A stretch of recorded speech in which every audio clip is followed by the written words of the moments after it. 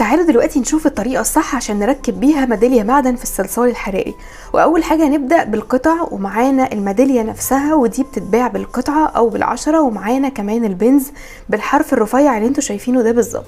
بعد كده الحلقات الرابطة والدبابيس الاخيرة اللي بتركب في الصلصال نفسه. تعالوا بقى دلوقتي نشوف ازاي بنركب ال3 قطع دول في بعض. يلا بينا. بنستخدم البنز علشان نفتح الحلقة الوسيطة، وبعدين بنركب فيها الميدالية نفسها، وبعد كده بنجيب الدبوس وبنركبه بنفس الطريقة بالظبط في الحلقة الوسيطة دي. اخر حاجة بنعملها، وانا حاولت اكبر لكم الشاشة على قد ما اقدر عشان تشوفوها واضحة، اننا بنقفل الحلقة الوسيطة دي تماما علشان نتأكد ان ما فيهاش اي حاجة ممكن توقع ولا الدبوس ولا الميدالية المعدن، ولازم نتأكد انها مقفولة تماما. بعد كده بيبقى عندنا ده الشكل النهائي زي ما انتوا شايفين كده، وبيكون مقفول باحكام كله.